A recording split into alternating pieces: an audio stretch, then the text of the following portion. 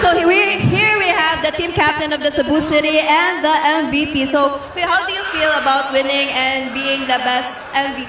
I feel blessed and thankful kay ko sa mga ni-support na mo and sa coaches na ko nga ni tabang yun na ako para maabot nila ako.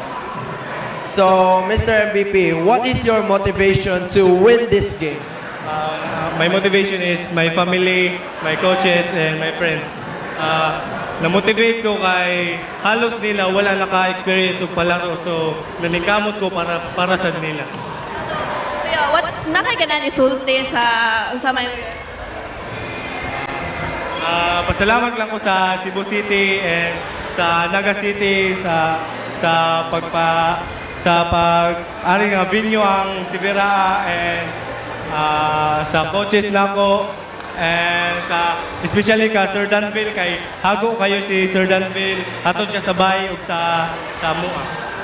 Random question, Mr. MVP. Kinsay nag-motivate mo or inspire mo sa this game volleyball? Kaya dagan ba kay sports ba? Pero sa volleyball yung ka ni Kusog.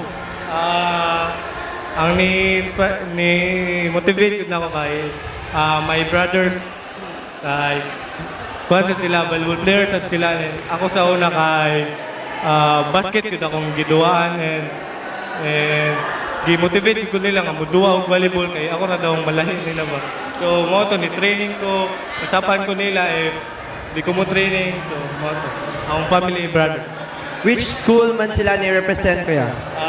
Sa Amuara, sa Bantayan. Ang akong kuya, ang oldest kay si Viraas at siya niya, akong ikaduwang nga kuya kay Provincial. So kuya, after ani kay palaro naman mo, so unsa man imong buhaton or what? Unsa man imong mga motivational or trainings ba? Ang buhaton is mag-prepare me para sa umaabot nga palaro and kung sa among kulang diri amo pang i-practice hangtod sa makuha na gud hangtod mo pulino may palaro. So, do you think, kuya, na mo chance maka-podium sa palarong pambansa? For me, naara kay if sa ligan lang gud namo mong kaugalingon and mo patuo lang mi sa mong coaches and trainers. So that's it. We have the most valuable player of the game for the whole season.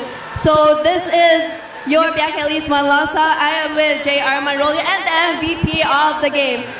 And